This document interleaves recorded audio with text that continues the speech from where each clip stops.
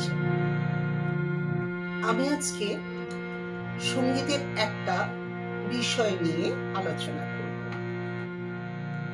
বিষয়টি হলো এই যে আমরা যে সারেগামা শিখি সপ্ত স্বর সা, রে, গা, মা, পা, ধা, নি, সা, এই যে 7টা স্বর নিয়ে আমরা গান শিখি, কিন্তু সেটা কিভাবে লিখতে হয় সেটা আমাদের আগে জানতে হবে।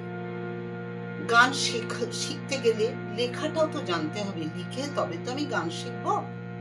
তো আমাদের প্রথমে গান শেখার পদ্ধতিটা জানতে হবে যে আমরা কোন পদ্ধতিতে গান শিখি। আমাদের সঙ্গীতে দুটো পদ্ধতি আছে, একটা হচ্ছে উত্তর ভারতীয় পদ্ধতি, হিন্দুস্তানি সঙ্গীত পদ্ধতি, আর একটা হচ্ছে দক্ষিণ ভারতীয় পদ্ধতি। তো এই যে দুটো পদ্ধতি, আমরা ভোকাল ক্লাসিক্যাল যারা শিখি উত্তর ভারতীয় সঙ্গীত পদ্ধতিতে, তাদের সারেগামাটা লিখতে জানতে হবে। তার এই সারেগামার 3টে স্বরের বানান হয়, বাকিগুলোর বানান লিখতে নেই।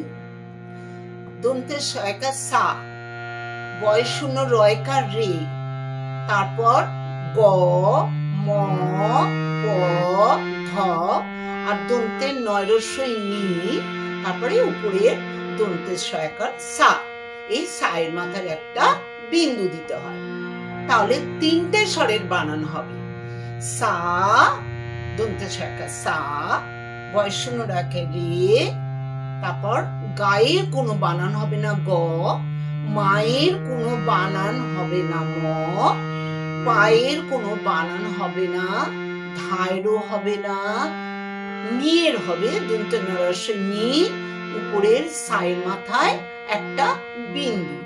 আমি আগে একটা সপ্তক সম্পর্কে 3 সপ্তক সম্পর্কে আলোচনার একটা ক্লাস নিয়েছিলাম, প্রয়োজন হয় আমি আবার নেব কেন সায়ের মাথায় আমি বিন্দু দিলাম।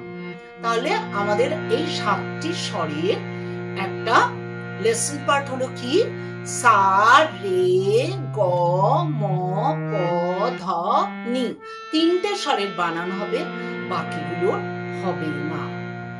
ঠিক আছে, এই বলে আমার আজকে এই ক্লাসটা শেষ করব।